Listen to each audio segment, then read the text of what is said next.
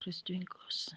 Ngiyabingelela Baba, ngibingelela ikhaya lezwe, ngibingelela entabeni enhle kaJehova, kuyabonelelwa. Baba, ngomhla ka-11 kuyo le nyanga uSepthemba, uNkulunkulu Baba ubexoxa nami, ukhuluma ngokuthi okokuqala ibandla libe benyamunye kuKristu, libe nobumbano. Isenzo chapter 2 verse 41, 47 kuya 46 kuya 47. Uthi umzalwane uma ebona omunye akwenzeke njengoba kwenzeka ku-Elizabeth benoMaria. uMark chapter 1 verse 31, 41 and 44. Kube nobumbano kwelikamoya, bathandane abazalwane, ukuze novakashile enkonzweni afike abone kukhona uthando nobunye. Phinde futhi uyaqhubeka ukhuluma ngokuthi uma kusenkonzweni, inkonzo injengasesibhedlela lapho kungena lonke uhlobo lomuntu olulimele ngokwahlukahlukana. Uma ngabe abantu bengena ngokwahlukahlukana basuke bedinga ukuzolashwa. Ukhuluma-ke nangendumiso. uNkulunkulu Baba uthi indumiso kumele abazalwane bagcwaliswe ngomoya oyingcwele. Indumiso ifane njengendumiso kaPetro benosilo besetulongweni. Abantu bakhululwe emoyeni, bakhonze bezizwa ukuthi sebekhululekile ngenxa yendumiso enamandla, ngoba indumiso enamandla iqaqa wonke amafindo.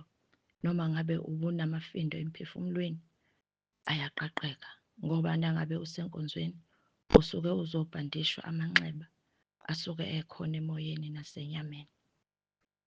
Indumiso kufanele ibe namandla, abazalwane bagcwaliswe ngomoya oyingcwele nabedumisa. Izenzo chapter 16 verse 25.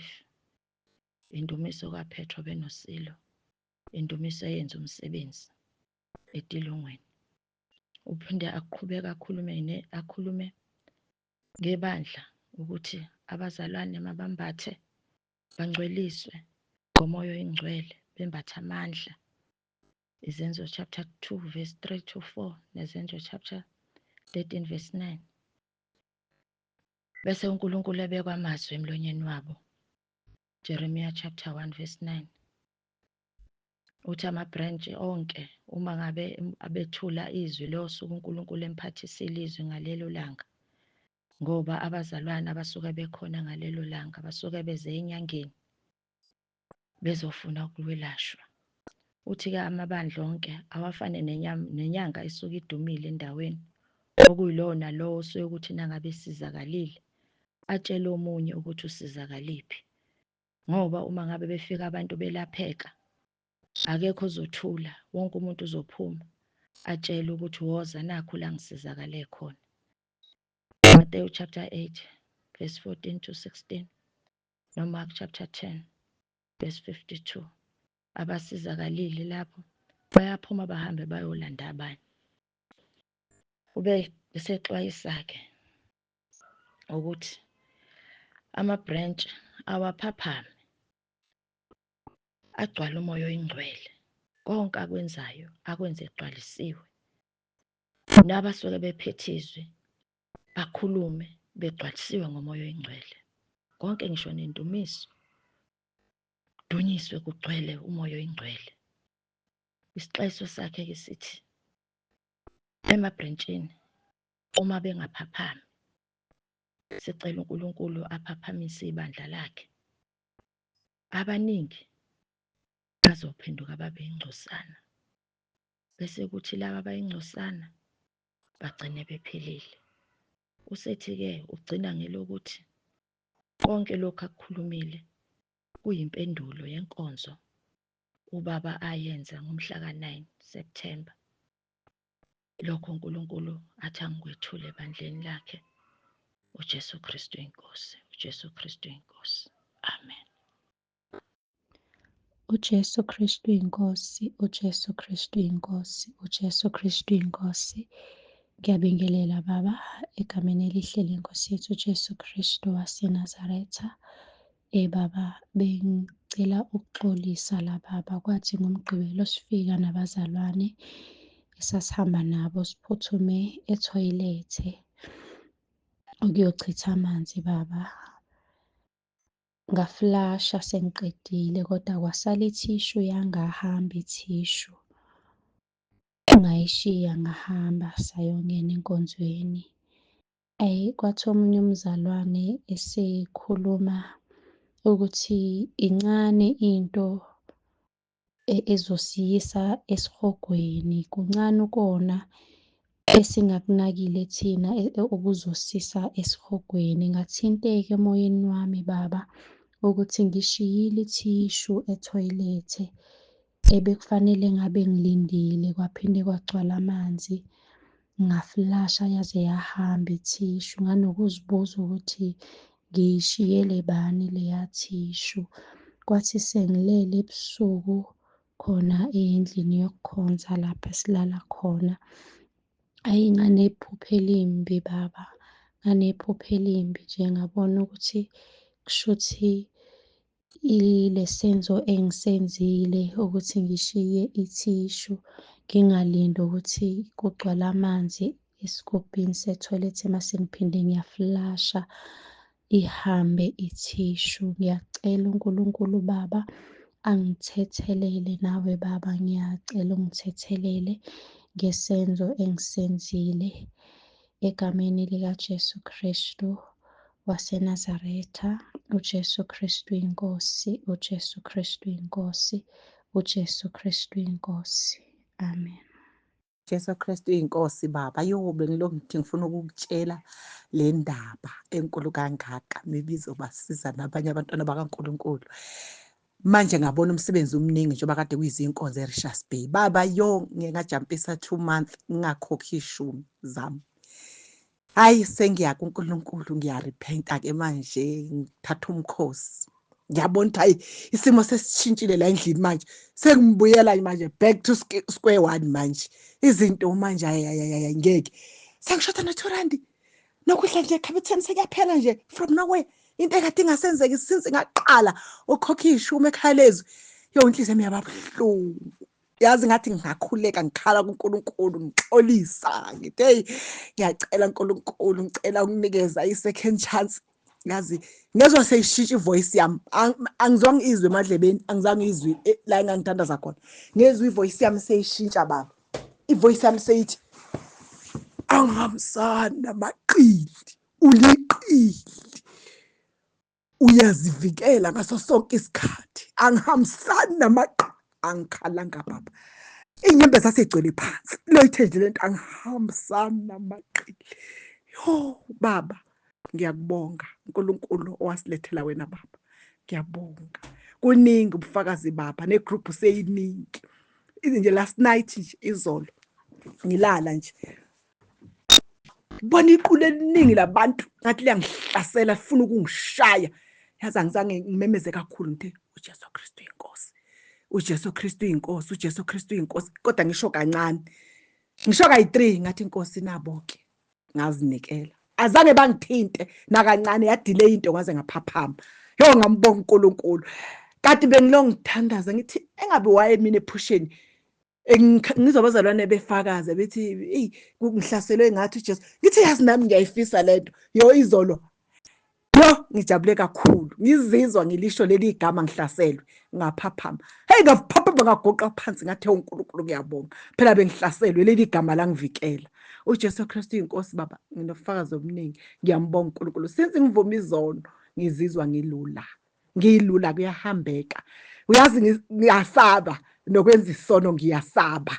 Uyabona uthuke mawenza isono kathi baba ngiyasaba. Ngiyambonga uNkulunkulu. Yazi ukuvuma izono ukuvuselela unembeza wakho obusufile, ngoba mawenza isono sokufela unembeza. uJesu Kristu inkosi, ngiyabonga baba. uJesu Kristu inkosi baba. uJesu Kristu inkosi, uJesu Kristu inkosi. Ngiyakubingelela egameni likaJesu Kristu. Ngithi uJesu Kristu inkosi. Bengicela ukusho bengicela ukusho baba umbono engingaba nawo ofakazela yizwi lapha kuncwadi ka1 John chapter 3 verse 2, lapho lithi khona asikabonakali asikabonakali siyoba yiko, kodwa mhla ebonakala siyofana naye. Ngingaba nombono baba before inkonzo zabomama, lapho bengihleli khona emkhumbini ngihleli phansi nabanye abantu. So ngemuva kwami sahleli lapha emkhumbini, bungekho semanzini wona, but ngemuva kwami bekume inkosi uJesu igqoke okumhlophe. So bekumele ukuthi ibiyilanga ibiyilanga le-rapture baba, so bekumele ukuthi siyahlwitha. So uma ngi-check-a akekho umuntu ohlwithiwe around mina, and nami was expected ukuthi ngihlwithe, but akhange kwenzeke. Ngithe uma ngi-check-a on my right ngabona imizimba kamoya imizimba kamoya ibigqoke ngokwendlela uNkosi uJesu begqoke ngayo, naye ibigqoke okumhlophe ezineNkosi uJesu ibigqoke okumhlophe. Lokho babengifuna ukufakazela ngelizwi lokuthi mhla ebonakala nathi siyofana naye. uJesu Kristu inkosi baba. Ngiyabonga. uJesu Kristu uyinkosi, uJesu Kristu uyinkosi, uJesu Kristu uyinkosi. Ngiyabingelela kumpostoli uNsibande, kumama umpostoli, umndeni wakaNsibande wonke egameni lenkosi yethu uJesu Kristu. Ngiyabingelela ekhaya lezwi entabeni yendlu kaJehova kuyabonelelwa. Ngithuswe ubufakazi bomzalwane ekuseni ngibulalele ukuthi wayezwa amazwi ngesikhathi behlabelela lokhunjaneni emotweni, amazwi abantu besilisa. Ngathuka ngaze ngamemeza ngathi hayibo, uma ngiqeda ukubulalela ngamemeza ngathi hayibo, into eyenza ukuthi ngithuke. Sisuke lana abazalwane siya e-Richards Bay enkonzweni. Endleleni itekisi ihamba idlala umusic etekisini, umusic nje odlalwa u-driver. Sihambe masifika e-toll gate, ifike imoto imiswa amaphoyisa. Bese ngithi mina asehliseni umsindo bazalwane, i-radio. Hayi, bayehlisa abazalwane i-radio. Afike amaphoyisa akhulume no-driver-ke ngaphandle, bakhulume, bangamniki ithikithi. Bese engena emotweni. Ngesikhathi sesihamba bese ngithi mina bengingasho lutho, bese ngivele ngiqala umhlabeleli, ngingasavuli i-radio, ngiqala umhlabeleli. Sihlabelele, siqeda ukuhlabelela sikhuleke, bese siyaqhubeka-ke ukuhlabelela, siyahlabelela. Uyazi uma sengithuka namhlanje sengithuswa ukuthi kunomntwana kaNkulunkulu ofakaza ngokuthi ubezwa amazwi abantu besilisa. Mina enhliziyweni yami ngangithi kubhekha, sibhekhe low driver, ngoba ngangize ngimlunguze u-driver, ngifuna ukubona ukuthi uyena lo hlabelelayo, ngingaboni kahle ngoba wayengabonakali kahle. Khona nje enhliziyweni yami ngithi nawo le bhesi iqhamukaphi, kube ngathi u-driver olokhunjayo osibhekhayo obhesayo. So sengithuka ekuseni mase ngizwa lobu bufakazi, sengithi nami ake ngiyifakaze lento lokhu egruphini, ngaze ngixabane noNkulunkulu ngithule. Ngatshela umamfundisi uZondi, ngafakaza egruphini yaseBrentini. Usethi umamfundisi uZondi hayi ngeke kumele impela ukuthi ngifakaze bazalwane. So nje nami nginokuthuka, nginokumbheka uNkulunkulu, nginokumbonga uNkulunkulu. Ngithi uJesu Kristu uyinkosi bazalwane, uJesu Kristu uyinkosi, uJesu Kristu uyinkosi. Ngiyabonga, amen. Ngaxolisa baba ukudelete, angazi bekuthinteke kanjani. uJesu Kristu inkosi baba. Hayi, ngiyamangala namanje, ngisamangele umkhuleko wakho baba, waphendula ngaso leso sikhathi. Angazi ngibonge ngithini. Ngivuka ekuseni sikwazi ukungikhulumisa ingane, ngoba nami bengigula ngapha eceleni, ngibuka nje angizela nokudla. Yathi mama sengiyahamba ngesikoleni, ihambile nje, sigibelele ihambile. Ngiyambonga kakhulu uNkulunkulu Baba. Udumo maluke kuye, ngiyabonga ngomkhuleko. Ngiyabonga kakhulu, angazi ngithini. uJesu Kristu inkosi. uJesu Kristu inkosi. Ngiyabonga. uJesu Kristu inkosi. Baba, ngiyathemba Baba bayaphila bonke ekhaya laZibalo. Cha Baba, ngithintwa indaba yomzalwane umfundisi Maseko nendaba kaSwidi Sandeni. Uma ngabe-ke ethi uNkulunkulu kwambulile lokhu ukuthi isono lami ngabe sincane kanjani, kodwa bese besambulile ukuthi kuyisono umuntu kufanele asiveze noma sivume. Ngangikade ngithintekile ngesikhathi umama uSithole uMangema waseMtuba ekhuluma indaba yamagrasi akade wathatha engawacela ngekishini. Wathi uma ekhuluma nje kimi kwaqhamuka indaba yokuthi ngikhohlwe ukuthenga ithishu endleleni masize ey'nkonzweni. Uma senginesidingo sethishu ngaya ethoyilethi ngarola ithishu khona, ngabuya nayo ngeze enkonzweni. Kwaqhamuka leyo ndaba-ke ukuthi nami angenzanga kahle, ithishu ibibekelwe iy'ndaba zasemathoyilethi, hhayi ukuthi ngiyithathe ngiyenze eyami ngizoyisebenzisa ngendlela ebikade ingabekelwe lokho. Ngayiziba-ke leyo nto ngoba nje kwaba sengathi hhayi into nje le engatheni. Kodwa-ke sengiyabona ukuthi impela umuntu angekwazi ukuqhubeka nokukhonza uNkulunkulu ngenxa yezinto ezincane esizenza ngokungemthetho. Ngiyacela uNkulunkulu angixolele kulokho. uJesu Kristu inkosi. Jesu Kristu inkosi. Baba lishonile mpostoli, siyabingelela kubaba nakumama. Siyabingelela Baba nasekhaya lezwi nasentabeni endlu kaJehova kuyabonelela. Siyabonga Baba, sihambe kahle nathi Baba, sifikile nasekhaya. Nanoma sifike vele hayi sifike sekulate impostoli ebusuku ngabo-9. Sifike sekulate ama-stop and go la emigwaqweni, basalungisa imigwaqo, bakha imigwaqo, so sibhudile vele kufika Baba, kodwa hhayi siyambonga uNkulunkulu Baba, sihambe kahle. Sihambe kahle ngokuphepha mpostoli. Ngindlulisa kubonga kakhulu mpostoli, ngidlulisa kubonga. Nkosi yami, ngaze ngabusiseka enkonzweni tabomama. Sabusiseka mpostoli. Bomama baphathisiwe Nkosi yami. Bomama baphathisiwe. uNkulunkulu bagqobile bomama, ngiqinisile bagqobile Baba. Into engiyibone lapho entabeni, hhayi siyambonga uNkulunkulu Baba, ukuvuma kwakho nje ukuthi uNkulunkulu akugibele.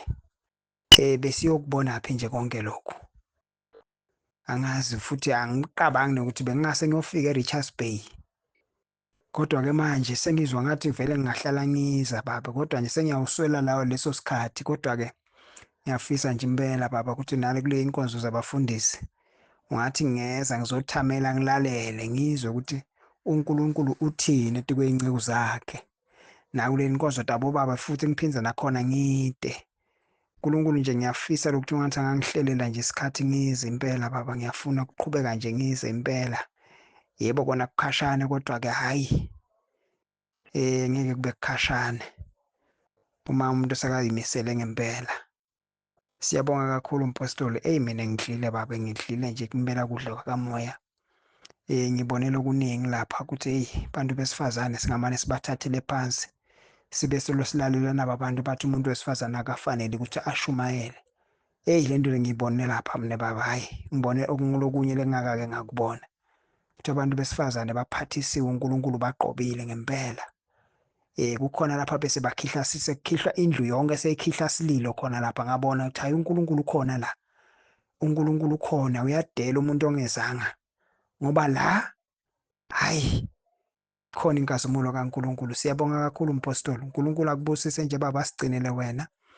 uqhubeke baba. Khona lo mnumzane ozoba athi heyi ngiyafisa ngathi ubaba uNsibande angeke asaguga noma iminyaka ingaqhubeka kodwa bona bahlale nomama banje. Nami ngifisa njalo mpostoli.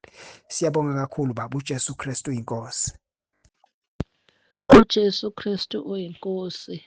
Baba umpostoli ngiyabingelela kubaba umpostoli nangumama umpostoli egameni lenkosi yethu uJesu Kristu ephilayo.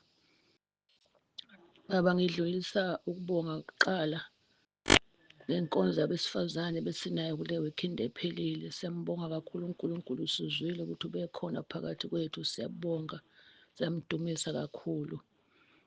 Okunye baba ngikuletha kubufakazi. Kunodadewethu okade lapha esibhedlela, ulapha esibhedlela. Unenkinga ukuthi odokotela unenkinga yamaphaphu nenhliziyo. Manje ngendlela begula ngayo useyibambekile kakhulu, sezwe yagqunqa abamnyama. Sebayangifonela-ke bathi ukhona lapha nesibhedlela.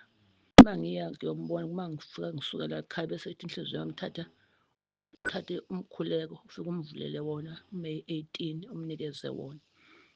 Uma ngifika laphayana kucaca ukuthi ayi uyagula ubambekile nje impela kakhulu. Uthi khona nento emklinya la emphinjeni imncisha umoya akasakwazi ukuphefumula kahle, baze bathi nje emini bese kukubi kakhulu.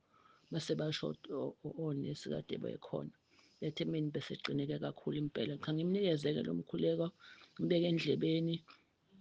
Ngithi-ke uma kuvuma ukuthi ukhulume uzolandela emva kwakhe lapha ekugcineni. Ebese ngiyamnikeza-ke awulalele ngimbone ukuthi uyakwazi ukukhuluma noma kungezwakali ukuthi uthini ngenxa yokubambeka kwakhe emphinjeni. Ngakusasa-ke sengiyafona ngiyambuza ukuthi udlele kanjani, sethi nje sisi ave yathi ngingcono nje kakhulu. Into ebingibamba kakhulu emphinjeni yehlile, angiyizwa, ngiyaphila. Ngiphinde ukuthi ngelinye ilanga bese ngiphinde siyombona futhi simfica hhayi isikhumba sesisihle useyobuyele nje endaweni yakhe. Ebese ephinde uyafona-ke engitshela ukuthi sisi ngiyaphila, ngiyawubonga kakhulu umkhuleko, sengiyaphila. Noma bangakangikhiphi kodwa bathi basathi basazokwenza ama-test ukuthi kungani, kodwa nje ngiyaphila. Ngiyawubonga umkhuleko enginika wasethi-ke ngimnikeze uhlale efolini yake sengimnikeza-ke. Ngakho-ke baba ngithi ngiyabonga kakhulu, ngidlulisa ukumdumisa uNkulunkulu ngawe baba ngakho konke, ngoba iyasiza noma abantu bangekho ekhaya lethu uma sibanikeza kodwa bayasizakala. Ngiyambonga kakhulu uNkulunkulu ngawe baba. uNkulunkulu akuqinise njalo akubuyele nomndeni wakho njalo. uJesu Kristu inkosi, uJesu Kristu inkosi, uJesu Kristu inkosi. Amen. Baba umpostoli, mama umpostoli, eKhalezwi, entabeni enhle kaJehova kuyabonelelwa. Jesu Kristu uyinkosi. Baba ngifuna ukwethula ubufakazi mayelana nento ubaba ahlale esitshela yona, eyikhonfema ukuthi uNkulunkulu uma uthandaze umthandazo Romans 10 ekuseni nantambama noma nini, ngisho ungafica ubufa, uNkulunkulu uyakuthethelela emacaleni akho. Kukhona isihlobo sami ebesigula, ngasicela ukuthi ngicela ukube sihlambuluke sanqaba ngoba singazi lutho ngihlambuluka, ngibona ukuthi siyanqobeka ukufa. Sanqaba ngoba singazi lutho. Ngase ngithatha ifoni ngayibeka esifubeni ngathi akalandele emagameni okushiwo ubaba uzokhuluma kule foni. Walandela njalo uma ngabe exinekile ngiyithathe ifoni ngimnikeze alandele. Ekugcineni kosuku wahamba waya esibhedlela, wafike washona. Emveni kwey'nsukwana kwamasontshwana nje ngilo ngithi Nkosi ngicela ungivezele ukuthi wamenzela yini umusa. Baba kwenzeka isimanga, ngambona eqhamuka, ngabona abafana basesontweni begqoke exactly njenganaye, besakhuluma nami abafana abayi-2 abathembekile kuNkulunkulu, abamsaba uNkulunkulu. Begqoke amasudi, begqoke amashethi ameshe amasudi abo, begqoke uthayi ameshe amasudi, bekhuluma nami. ngathi ngibona iqule labantu liqhamuka naye isihlobo sami lesi liqhamuka naye. Mayiqhamuka naleli qulu bonke abagqokile njengale ndlela negqoka yena, egqoke exactly njengalabafana basesontweni abebeqhamuka. Babangabona ukuthi ngempela uNkulunkulu uma uhleli emthandazweni uRomans 10 ngempela kuyiqiniso owakuvezelwa uNkulunkulu ukuthi uyakuthethelela emacaleni akho. Ngiyambonga kakhulu uNkulunkulu bazalwane ngasala nginethemba ukuthi ngempela kumele simlalele ukuthi uBamzibande uthini. uJesu Kristu inkosi Baba, uJesu Kristu inkosi, uJesu Kristu inkosi. Amen. uJesu Kristu inkosi Baba. Ngiyathoba kakhulu Baba ekuseni nami ngimngcinyana nje ngidlulisa ubufakazi ubaba uNkulunkulu okuhle angenzele kona. Ngangiriphothile kubaba ukuba ngizongena emkhosini ka-7 days ngikhuleka. Nganginenkinga baba la ekhaya, singaboni ngasolinye nobaba wala ekhaya. Wayethe uzokwenza nje into engingayazi esingakaze singayenza la ekhaya. Ethi uzogaya utshwala besiZulu abonge umuzi. Saba nakho ukungaboni ngasolinye, so angena emkhosini. uNkulunkulu Baba wathi ngo-day 6 wangenzela isimanga. Wangibiza ubaba la ekhaya waseyasho ukuthi akasezukwenzela la ekhaya lento bethe uzoyenza, itiye lelo bethe uzolenza, uzohamba ayokwenzela kubo. Ngambuka uNkulunkulu Baba, ngambonga ngoba ngiyazi mina leli khaya leli ukuthi lakhiwe uNkulunkulu. uNkulunkulu ungenzile isimanga mina Baba, sengiy'nikele entabeni yendlu kaJehova kuyabonekelelwa. Ngambona uNkulunkulu la ekhaya engenelela ngendlela eyisimanga, ngoba ubaba la ekhaya ubesebenza kodwa imali nayo ubengayiboni ukuthi ishonaphi. Bekungenzeki lutho Baba, bekunzima yonke into. Kwaba buhlungu esengitshela ukuthi uzokwenza itiye la ekhaya abonge umuzi. Ngayibuka kwaba buhlungu enhlizweni yami ukuthi usefuna ukubonga amandla obumnyama, ngoba lo muzi ngiyazi mina ukuthi siwuphiwe uNkulunkulu, siwakhelwe uNkulunkulu. Ngiyambonga kakhulu uNkulunkulu Baba ngey'mfundiso zakho. Ziyasikhulisa, ziyasisiza ngoba mina ngokwami bengeke ngize ngikwazi ukuyilwa le mpi, kodwa uNkulunkulu wangilwela yona ngendlela e-right, sangaxabana futhi wonke umuntu wasala ejabule. Ngiyambonga kakhulu uNkulunkulu Baba.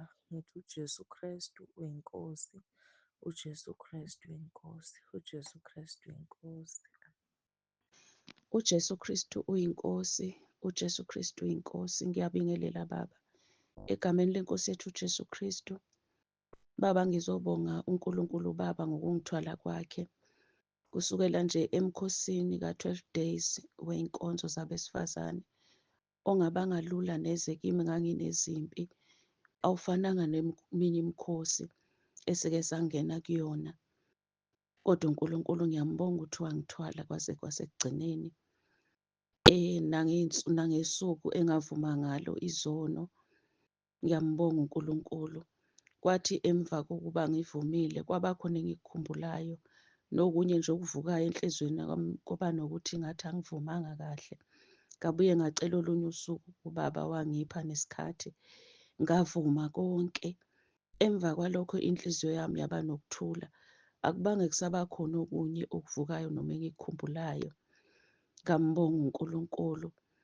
Kwathi sesise-Richards Bay, Sunday ekuseni sesikhuleka nabazalwane ngoba ngangilele eCurrent, umkhuleko ka-fast 3 ekuseni.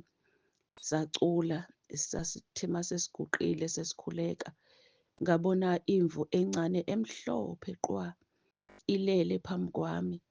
Ngathi mangisayibuka ngididwa ukuthi angikaze ngiyibone imhlophe kangaka. Ngabuye ngayibuza ukuthi kazi lele noma ifile ikhanda layo nje libheke ngakimi. Ngathi uma ngivula amehlo ngifuna ukuyibona, ngabona ukuthi ayikho. Ngakhuleka ngaqeda, ngase ngivuka ngilungiselela ukuya enkonzweni. Ngiyambonga uNkulunkulu Baba ngoba ngathi mase ngingena emanzini sekusenkonzweni yombhabhadiso, waba nami nakuba ngangiwesaba-ke amanzi. Kodwa ngiyambonga uNkulunkulu Baba wangeseka, ngaze ngayophuma. Kwathi uma sengisekhaya, inhliziyo yami inokumangala kodwa futhi nokuthokoza okukhulu, ngimdumise uNkulunkulu enhlizweni yami, ukuthokoza okukhulu. Mase ngisekhaya ebusuku, ngakhuleka ngalala. Kwathi mase kuzokusa emva komkhuleko wasekuseni, mase ngilele, ngaphupha ngisendlini enkulu engangayiboni ukuthi igcinaphi ukuvuleka kwayo. Sigcwele lapho nabazalwane sidumisa, ngimile ngiphakamise izandla phakathi kwabo, kodwa ngangingababoni bona. Kwakunendumiso nje enkulu, kuzwakala ukuthi sigcwele lapha phakathi. Angikaze ngibabone bona, ngaze ngaphaphama ngidumisa, ngambonga uNkulunkulu, kodwa nginokumangala ukuthi abazalwane bengidumisa nabangibabonanga. Ngiyambonga uNkulunkulu Baba, ngiyamdumisa namanje ngisenokumangala enhlizweni yami. Ngiyambonga uNkulunkulu, ngithi uJesu Kristu inkosi. uJesu Kristu inkosi. Baba, ngiyabingelela ngegama likaJesu. Ngisacela nje Baba ukudlulisa ukuxolisa ngomgqibelo ekuseni ngageza ngendishi ngangayisula. Ngiyacela nje kakhulu uNkulunkulu ungithethelele nawe Baba, ngoba ngithi ngiyazama ukuyiziba le nto ayizibeki, iyangidla ngaphakathi kunembeza wami. Ngiyacela kakhulu intethelelo, uJesu Kristu inkosi. uYesu Kristu uyinkosi. uYesu Kristu uyinkosi. uYesu Kristu uyinkosi. uYesu Kristu uyinkosi. Ngibulise-ke utata wethu ubaba uSibande, ndibulise kumama wethu umama uSibande. Bulise bonke abangcwele ekhaya lezwi entabeni yendlu kaYehova kuyabonelelwa. Ngithi makandivele, ndiyabulela kakhulu kumntu owandifaka kwikhaya lezwi. Kumandi kakhulu uhlala kwikhaya lezwi, sifundile ngezwi. Uyasondla utata kakhulu nomama nguLosile. Ndibulela ke notata ke, bendifake imoja apha ngimamele iinkonzo zabantu abangoomama ingqungquthela. Ndiyabona ke ithe ngokujabula ndimane ndisemva naphambili, kwacofeka uPopayi, hayi wakhaleza umntu kaThixo wavela. Uba mzalwane, cofa endaweni ethile, ucofa endaweni ukhiphe loo emoji. Hayi ndiyayikhipha ke, ndibulela kakhulu kumntana kaThixo, uThixo amenze kakuhle. Kumandi kakhulu uba lapha kwikhaya lezwi. Ndingomnye ke nam osabhalayo ke izono. Ndizibona ndime ngasethoyilethi, le thoyilethi iyaflasha. Uma ndijonga kule thoyilethi ibhlokile, amanzi afuna uphuma ngaphezulu, kodwa la manzi aklini, andazi uba ibhlokwa yintoni. Heyi, iyitheni le thoyilethi? Ndathi hayi khona ngeke, kuzawuthiwa ndim lo uyibhlokisileyo. Hayi ndafaka isandla, ezo toilet paper ziklini zimhlophe. Hayi ndazikhipha, athi hohlo amanzi emka. Andazi ke bantwana lo mbono uthetha ukuthini. uYesu Kristu uyinkosi. uYesu Kristu uyinkosi. uYesu Kristu uyinkosi. Bunintsi ubungqina bantwana bakaThixo ngeli gama lithi uYesu Kristu uyinkosi. Kodwa ke itshaba lixesha.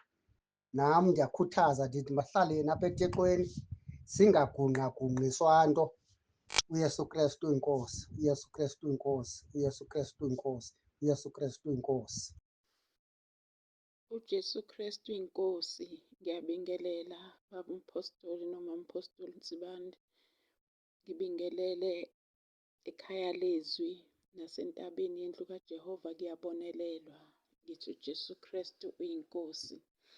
Bengicela ukuthula nabo ubufakazi obenzekile ngoLwesine lomhla ka-7 ngike ngahamba ngaya ngasedolobheni. Uma ngifika khona ngenze engikwenzayo bese ngikhumbula ukuthi ake ngisale sengidiphozitha okweshumi ngoba sengize ngafika edolobheni. Ngaqeda-ke ngase ngenza-ke konke engikwenzayo ngabuyela ekhaya. Kushaya isikhathi santambama sokuthi ngilale. Uma ngilele ebusuku ngiphupha ingalo yami yakwa-left ilimele kakhulu, inamanxeba. La manxeba aseqala ukonakala. Kubukeka ngathi kuney'tishi ey'khona, kodwa azibambile kahle yonke inyama. Ngisamile ngibuka ingalo yami nje bese kuqhamuka omunye usisi athi kuzomele ubuyele eklinikhi ukuze bakuthunge kahle, inyama yakho ibuyele esimeni. Athi kodwa-ke njengoba usuhambe usuyothungwa okwesibili ngeke besakujova, uzoqaqwa nje iy'tishi uzwa bekuqale kabusha uzwa. Ngisamangele ngibambe ingalo yami ngiyibuka ngicabanga lo buhlungu engisazobuzwa. Immediately nje eqeda nje ukusuka kumina ngiyibuka ingalo yami ngisazindla ngalo buhlungu engizobuzwa. Ivele kwenzeka i-operation ngiyibambile kungengezandla zomuntu. Yenzeka i-operation masinya mayiphela ingalo yami ibe plain, kungabe bikho ngisho isibazi esikhombisayo ukuthi ngike ngalimala. Ngendlela amanxeba ami akade ediphu ngayo nangendlela ade sebukeka ngayo busiqala ukushintsha inyama ikhombisa ukuthi isiyonakala. Kodwa nje ngaso leso sikhathi ngabona kwenzeka i-operation engalweni yami. Uma iqeda lapho yenzeka inyama yabuyela esimeni yapleni kwangabonakala nokuthi ngike ngenziwe i-operation. Ngaphakamisa isandla, mangithi ngiyayiphakamisa ingalo ngibona bonke abantu abaseceleni kwami bengibuka nami ngisamangele. Ngiyiphakamisa ingalo ngithi bhekani inkosi uJesu singiphilisile, bhekani inkosi uJesu singiphilisile. Uma ngiqeda ngimemeze kakhulu ngithi uJesu Kristu inkosi, uJesu Kristu inkosi, uJesu Kristu inkosi. Ngabe sengiyaphaphama. Ngiyambonga kakhulu uNkulunkulu, uJesu Kristu uyinkosi. Amen. uJesu Kristu uyinkosi, uJesu Kristu uyinkosi, uJesu Kristu uyinkosi. Bawumpostoli ngiyabingelela egameni lenkosi ethu uJesu Kristu ephilayo. Ngithi uJesu Kristu uyinkosi. NgoLwesithathu silungiselela ukuyeza enkonzweni. Ngisabile ukukudlulisa ngesikhathi sesinikezwe isikhathi sokuthi siye phambili. Ngenxa yesikhathi ngibona sizodlula isikhathi ngingasafikanga esihlokweni ebesinikezwe sona. NgoLwesithathu kwaba khona nje izwi elithi kimi ngihlele embhedeni ngifunda izwi lathi ukushumayela akusikho ukusindiswa. Ukusindiswa futhi akusikho ukushumayela ngoba nongasindiswanga uyakwazi ukushumayela engashumayela. Enhlizweni yami kusenjalo kwavuka izwi ku-2 Timothy chapter 2 verse 15, 16, 22 and 23. No 1 Timothy chapter 6 verse 11. Lapho izwi lenkosi ethi masibalekele izinto ezimbi. Kwase kwavuka naleli zwi liku-2 Corinthians chapter 13 verse 5 elithi masizihlole thina, nomshumayeli 11 verse 10 lithi masikhiphe usisi dlulise okubi, nesililo chapter 3 verse 40 and 41. Enhlizweni yami ngathi hawu, uNkulunkulu ufuna sizihlole ngampela, singayithathi lula indaba ukuyoshumayela sicabanga sekuyikho ukusindiswa. Ukusindiswa kujulile kakhulu, akusikho ukushumayela. uJesu Kristu inkosi. Kuthe kusenjalo izolo sesibuyile nje sengihlele la embhedeni ngithi ake ngifunde izwi before ngithandaze emini nje ngazo lezi khathi zabo 12. uNkulunkulu wavele kwathiwa nje kimi masishiyane nokubuza imibuzo ngoba umpostoli ingqondo yakhe ayiprogranywa lapha emhlabeni, iprogranywa ezulwini, naye akazi lutho ukuthiwani, usuke ezihlalele njengomntwana kaNkulunkulu. Ngithe mase ngishare nomzalwane osothukela ngampela sayibuka ukuthi into kababa umpostoli ijulile bazalwane, ijule ngendlela emangalisayo futhi akekho ongayiqonda, akekho ongayi-understanda. Akudingi nakubuza inyama nagazi ngoba ingqondo yakhe iprogranywe ezulwini, naye suke engazi ukuthi kuzothiwani, kodwa utshelwa ngaleso sikhathi kwambuleka kizwe liGenesis chapter 12 noTitus chapter 3 verse 9 kuya ku-11 namaHebheru 11 verse 8. Bazalwane, uNkulunkulu akasisize, akasisize. Ngixolisa ukudelete bengithi Sengiyaqeda kuvele kudlulele, ngiyaxolisa kakhulu bamphostoli. uJesu Kristu inkosi, uJesu Kristu inkosi, uJesu Kristu inkosi.